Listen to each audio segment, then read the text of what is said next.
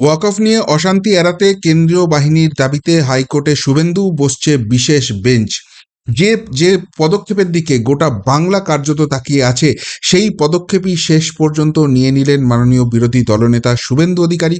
এবং শুধু তিনি পদক্ষেপ নিয়ে নেওয়াই নয়, তার সেই পদক্ষেপে সাড়া দিচ্ছে কলকাতা হাইকোর্ট। আপনারা জানেন যে এই ওয়াকফ বিল বা যেটা আইনে পরিণত হয়ে গেছে, সেই ওয়াকফ বিল বা ওয়াকফ আইন নিয়ে এই রাজ্যের সংখ্যালঘু সমাজকে ক্রমাগত মিথ্যা তথ্য দিয়ে ভুল বোঝানো চলছে। এবং যার ফার্স্ট আউটকাম আমরা দেখেছিলাম জঙ্গিপুরে, কি পরিমাণে সেখানে প্রতিবাদের নামে তাণ্ডব হয়েছিল। পুলিশের দিকে ঢিল ছোড়া হয়েছিল, পুলিশের গাড়ি জ্বালিয়ে দেওয়া হয়েছিল, এবং এতটাই তাণ্ডব হয়েছিল যে পুলিশকে গিয়ে দোকানে শাটার বন্ধ করে লুকিয়ে থাকতে হয়েছিল। কিন্তু তারপরে পরিস্থিতি কন্ট্রোল নেওয়ার বদলে সেই পরিস্থিতিকে আরও যেন উত্তেজক করার চেষ্টা চলেছে এই রাজ্যের শাসক দলের তরফ থেকে, এমন অভিযোগই উঠে গেছে। কেননা তারপরেই আমরা দেখলাম রাজ্যের মন্ত্রী সিদ্দিকুল্লাহ চৌধুরী, তার নেতৃত্বে কলকাতায় সংখ্যালঘু মানুষদের বিশাল সংখ্যক একটা অংশকে নিয়ে এক সমাবেশ হলো। এবং সেই মঞ্চ থেকে পরিষ্কারভাবেই মন্ত্রী সিদ্দিকুল্লাহ চৌধুরী জানিয়ে দিলেন যে এই যে সংখ্যালঘুদের সমাবেশ হয়েছে, সেই নিয়ে খোদ মুখ্যমন্ত্রী নাকি সন্তুষ্ট, এবং তিনি বলে দিয়েছেন এই রাজ্যে কিছুতেই ওয়াকফ আইন চালু হতে দেবেন না। যতই ভারতবর্ষে চালু হয়ে যাক, পশ্চিমবঙ্গে নাকি ওয়াকফ আইন চালু হতে দেওয়া হবে না, বিধানসভায় স্পেশাল মোশন এনে সেটা আটকে দেবেন এই রাজ্যের মুখ্যমন্ত্রী। এবং তারপরই আমরা দেখলাম যে সংখ্যালঘু সমাজ এই প্রতিবাদকে একটা অগ্নিগর্ভ পরিস্থিতির দিকে নিয়ে যাওয়ার চেষ্টা করছে। সেই দিনকেই সাঁতরাগাছিতে প্রকাশ্যেই গাড়ি ভাঙচুর করা হয়েছে, এবং সেখানে মন্ত্রী স্টেজ থেকে বলে দিচ্ছেন যে আগামী দিনে বলে কয়ে কলকাতাকে পুরোপুরি অবরুদ্ধ করে দেবেন তিনি। 50টা জায়গায় 2000 করে লোক বসিয়ে দেবেন, গোটা কলকাতা অচল হয়ে যাবে, এবং সেটা তিনি করবেন বলে কয়ে। কিন্তু তার আগে জেলাকে টাইট দেওয়ার দরকার আছে, জেলাগুলোকে টাইট দিয়ে তারপর কলকাতায় এসে সেই তাণ্ডব নৃত্য তিনি দেখাবেন। কিন্তু এত বড় ঘোষণা করে দেওয়ার পরেও তার বিরুদ্ধে কোনো রকম কোনো পদক্ষেপ নেওয়া অনেক দূরের কথা। আমরা দেখলাম সত্যিই জেলাতে জেলাতে শুরু হয়ে গেল অশান্তির আবহ। গতকাল রাজ্যের বিভিন্ন প্রান্ত থেকে ভয়ঙ্কর খবর আসতে শুরু করেছে। মুর্শিদাবাদ, মালদা, দক্ষিণ 24 পরগনা, হুগলি, রাজ্যের বিভিন্ন কোণা থেকে খবর আসছে, এবং প্রত্যেক জায়গায় যেটা দেখা যাচ্ছে, ওয়াকফ প্রতিবাদের নামে কার্যত তাণ্ডব চলছে। এই প্রতিবাদী মিছিল থেকে বোমা চলছে, গুলি চলছে, পাথর ঢিল ছোঁড়া হচ্ছে, এবং প্রত্যেক জায়গায় আক্রান্ত হচ্ছে পুলিশ। পুলিশ তো মার খাচ্ছেই, তাদের গাড়ি জ্বালিয়ে দেওয়া হচ্ছে। পরিস্থিতি এতটাই হাতের বাইরে চলে গেছে যে শেষ পর্যন্ত বিএসএফ এর কাছে অফিসিয়ালি ডিস্ট্রিক্ট ম্যাজিস্ট্রেট লেভেল থেকে কিন্তু সেখানে আবেদন জানাতে হয়েছে। এবং তারপরে যে পরিস্থিতির খুব একটা উন্নতি হয়েছে এমন নয়, যদিও রাজ্য পুলিশের তরফ থেকে দাবি করা হচ্ছে জিনিস কন্ট্রোলে আনার চেষ্টা করা হচ্ছে, কিন্তু এই পরিস্থিতিকে সামাল দিতে গিয়ে রাজ্য পুলিশকে গুলি চালাতে হয়েছে, সেই গুলিতে আহত হয়েছেন, অর্থাৎ পুলিশ কর্মী, মানুষ সমস্ত কিছু আহত হচ্ছেন, সম্পত্তি পুড়ছে, সরকারি সম্পত্তিতে সেখানে আঘাত নেমে আসছে। এবং এই পরিস্থিতিতে রাজ্য পুলিশ যে পুরোপুরিভাবে কন্ট্রোল করতে আর পারছে না, সেই ছবি আজকে আরও বেশি স্পষ্ট হয়ে গেছে যখন রাজ্য পুলিশের ডিজি রাজীব কুমার এবং এডিজি আইন শৃঙ্খলা জাভেদ শামীম সাংবাদিক বৈঠকে আসেন, এবং একটা কথাই বলেন যে কোনো খবর পেলেও আপনারা খবরগুলো আপাতত চেপে যান, এই পরিস্থিতিকে সামাল দিতে দিন। অর্থাৎ রাজ্যে যে একটা উত্তেজক পরিস্থিতি রয়েছে, এই ছবিটা স্পষ্ট হয়ে গেছে। আর এই পরিস্থিতি তৈরি হওয়ার পিছনে এই রাজ্যের শাসক দল এবং প্রশাসনের একটা মদত রয়েছে, এই অভিযোগ দীর্ঘদিন ধরেই এই রাজ্যবাসী করে আসছে। ফলে তারা বারবারই জানিয়ে আসছেন যে এই রাজ্যে রাষ্ট্রপতি শাসন চাই, এই রাজ্যে 355 ধারা জারি করতে হবে, কেন্দ্র কেন এখনো ঘুমিয়ে আছে, এই প্রশ্নগুলো বারবারই তারা তুলছিলেন। আর সেই সবের পরিপ্রেক্ষিতে আজকে মাননীয় বিরোধী দলনেতা শুভেন্দু অধিকারী তিনি সরাসরি চলে গেলেন হাইকোর্টে, এবং হাইকোর্টে গিয়ে তিনি আবেদন জানালেন যে রাজ্যের এই যে পরিস্থিতি হয়েছে, সেই পরিস্থিতিকে যদি সামাল দিতে হয় তাহলে কিন্তু কেন্দ্রীয় বাহিনী সাহায্য নেওয়া ছাড়া আর কোনো উপায় নেই। এবং কলকাতা হাইকোর্টও পরিষ্কারভাবেই মনে করছে যে শুভেন্দু অধিকারী মাননীয় বিরোধী দলনেতা যে দাবিটি করছেন, সেই দাবির পিছনে যথেষ্ট রকম কারণ আছে, এবং সেই জন্য আজকে শনিবার এমনিতেই কোর্ট বন্ধ আপনারা জানেন, কিন্তু তা সত্ত্বেও বিশেষ বেঞ্চ বসছে। মাননীয় বিচারপতি সৌমেন সেন এবং মাননীয় বিচারপতি রাজা বসু চৌধুরীর ডিভিশন বেঞ্চ, সেখানে এই মামলার শুনানি হবে। কি সিদ্ধান্ত নেবে কলকাতা হাইকোর্ট, বা তারপর কোন দিকে জল গড়াবে, সেটা তো আমরা অবশ্যই তাকিয়ে থাকবো মহামান্য আদালতের রায়ের দিকে। কিন্তু পশ্চিমবঙ্গের সার্বিক অবস্থা, আইন শৃঙ্খলা পরিস্থিতি যে ক্রমশ ভেঙে পড়ছে এবং সেটাকে সামাল দিতে ব্যর্থ হচ্ছে পুলিশ, সেই ছবি কিন্তু স্পষ্ট হয়ে যাচ্ছে মাননীয় বিরোধী দলনেতার এই আবেদনের পরিপ্রেক্ষিতে। তবে শুধু এই দিকেই তাকিয়ে নয়, শুভেন্দু অধিকারী তার আগেই কিন্তু আরও একটি মারাত্মক পদক্ষেপ নিয়েছেন। ওয়াকআপ প্রতিবাদে রেল স্টেশনে কাদের তাণ্ডব, এনআইএ চেয়ে রেলমন্ত্রীকে চিঠি শুভেন্দুর, ষড়যন্ত্র দেখছেন কুণাল। ওয়াকআপ প্রতিবাদ হয়েছে, গতকালই বললাম যে মালদা, মুর্শিদাবাদ সব জায়গাতেই একটা অশান্তির ছবি আসছে, এবং সেই অশান্তি শুধুমাত্র রাজ্যের সম্পত্তি বা এইগুলোতেই স্থায়ী ছিল সেরকম নয়। সরাসরি রেল যে রয়েছে সেখানেও আঘাত নেমে এসছে। আজিমগঞ্জ স্টেশন, সেখানে ভাঙচুর চালানো হয়েছে, অগ্নিসংযোগ ঘটানো হয়েছে, এবং তার ফলে সেখানে রেলকে কিন্তু এই যে রেল চলাচল সেটাকে সাময়িকভাবে থামিয়ে দিতে তারা বাধ্য হয়েছিল। শেষ পর্যন্ত সেখানে কেন্দ্রীয় বাহিনী আসানোর পর সেটাকে কন্ট্রোল করার পর আবারও চালু করা গেছে, কিন্তু মাঝখানে সড়ক যোগাযোগ এবং রেল যোগাযোগ দুটোই, উত্তরবঙ্গ এবং দক্ষিণবঙ্গের মধ্যে যে যোগাযোগ ব্যবস্থা আছে সেটা সম্পূর্ণরূপে ভেঙে পড়েছিল।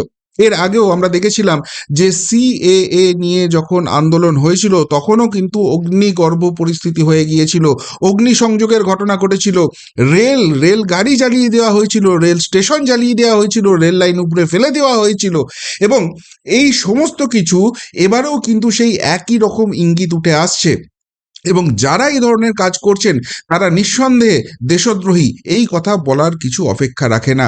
ফলে এই দেশদ্রোহীদের চিহ্নিত করার দরকার আছে, এবং আগামী দিনে আরও বৃহত্তর ক্ষতি হয়ে যাওয়ার আগে এদেরকে খুঁজে বার করে এদের জেলের পিছনে পাঠানোর দরকার হয়ে পড়েছে।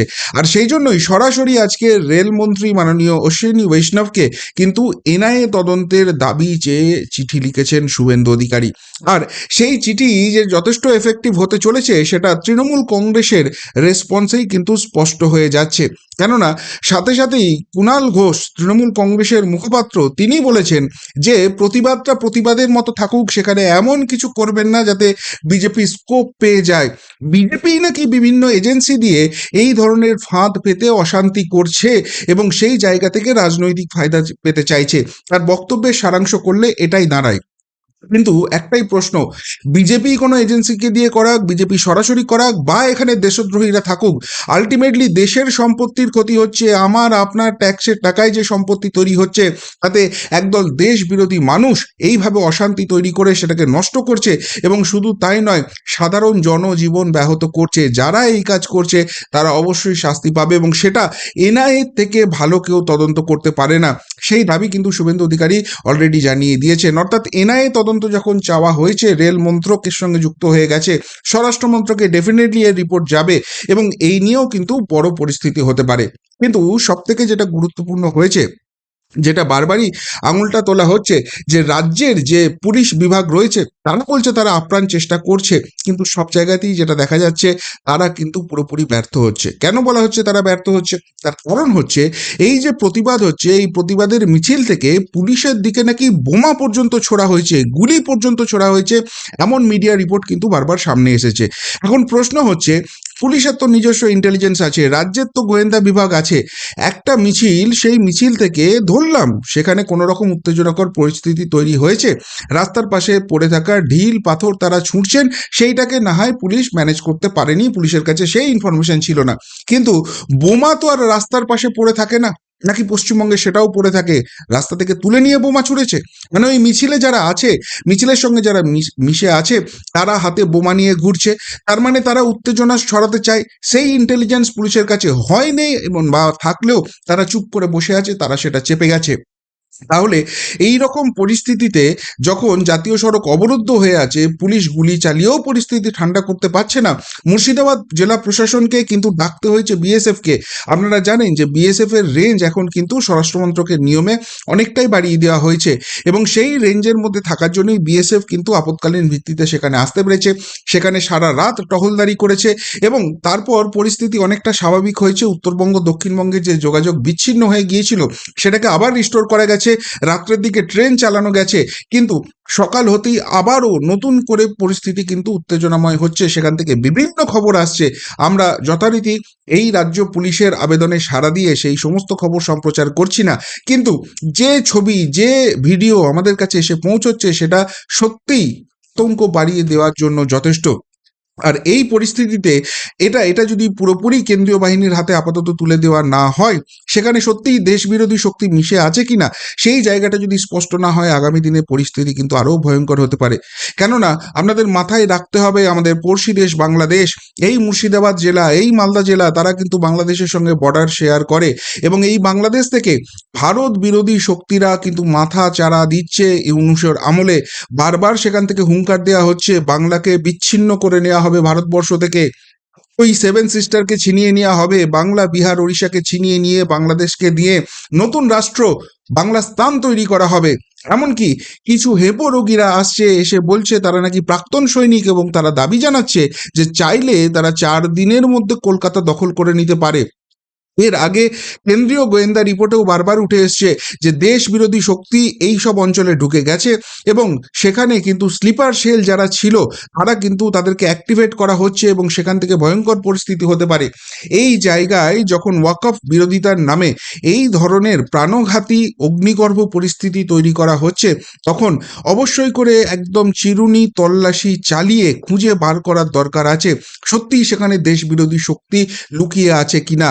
সেখানে এই জিনিস কিন্তু পুলিশের পক্ষে হ্যান্ডেল করা সম্ভব নয়, কেননা পুলিশের যিনি ডিজি রাজীব কুমার, তিনি নিজের মুখে স্বীকার করে নিচ্ছেন যে পুলিশ বাহিনী কিন্তু আর্মির মতো কাজ করে না, যে সব জায়গায় তারা স্প্রেড করে গেল। তাদের লিমিটেড ফোর্স রয়েছে, এবং যেখানে যেখানে অশান্তি হচ্ছে সেখানে গিয়ে তারা সামাল দিচ্ছেন। প্লাস তাদের হাতে অন্যান্য অনেক অ্যাক্টিভিটিও রয়েছে, যেমন আজকে হনুমান জয়ন্তী রয়েছে, সেখানেও কিন্তু পুলিশের রিসোর্সকে ডিপ্লয় করতে হচ্ছে যাতে সেখানে কোনো অশান্তির পরিবেশ না হয়। এই পরিস্থিতিতে যদি সার্বিকভাবে জিনিসকে কন্ট্রোল করতে হয়, তাহলে তাহলে কিন্তু ওই কেন্দ্রীয় বাহিনী ছাড়া উপায় নেই। আর সেই কেন্দ্রীয় বাহিনীর আবেদন জানিয়েই কিন্তু হাইকোর্টে চলে গেছেন মাননীয় শুভেন্দু অধিকারী। শেষ পর্যন্ত হাইকোর্ট কি ডিসিশন নেবে সেই দিকে তাকিয়ে আছে, কিন্তু বাংলার মানুষও দীর্ঘদিন ধরেই এই রাজ্যে 355, 356 দাবি জানিয়ে আসছেন, কেন্দ্রের হস্তক্ষেপের দাবি জানিয়ে আসছেন। আর সেই বাংলার মানুষের দাবিকে মান্যতা দিয়েই কি শুভেন্দু অধিকারী হাইকোর্টে গেলেন? এই যে উত্তেজক পরিস্থিতি তৈরি হয়েছে, যেখানে সত্যিই এটা ভাবনা চিন্তা করার সময় এসে গেছে যে রাজ্য পুলিশকে দিয়েই শুধু হবে নাকি কেন্দ্রীয় বাহিনীকেও দরকার আছে। এটা আদালত মনে করছে বলেই কি শনিবারের ছুটির দিনও বিশেষ বেঞ্চ তারা বসাচ্ছে, এবং শেষ পর্যন্ত কি সেই কেন্দ্রীয় বাহিনীর অর্ডার হবে, বাংলায় শান্তি শৃঙ্খলা ফেরত আসবে? প্রতিবাদের নামে এই রকম অগ্নিগর্ভ পরিস্থিতি, সরকারি সম্পত্তি নষ্ট, মানুষের জীবনহানি, এই জিনিস কি বন্ধ করতে পারা যাবে? সেটাই কিন্তু এখন লাখ টাকার প্রশ্ন। কিন্তু শুভেন্দুবাবু যে বাংলার মানুষের পালসটা বুঝেছেন, এবং যে পরিস্থিতি তৈরি হয়েছে ব্যর্থ অপদার্থ হিসেবেই থেকে যাচ্ছে রাজ্য প্রশাসন, সেই জায়গাটা অনুধাবন করেছেন, সেই দাবি নিয়ে হাইকোর্টে গেছেন। এটা কি সত্যিই বাংলার মানুষকে আশ্বস্ত করবে? উত্তরটা অবশ্যই কমেন্ট বক্সে কমেন্ট করে জানাবেন। এখনকার মতো এখানেই শেষ করলাম, ফেরত আসছি নতুন প্রতিবেদন নিয়ে খুব তাড়াতাড়ি। ভালো থাকবেন, সাথে থাকবেন, পাশে থাকবেন। নমস্কার।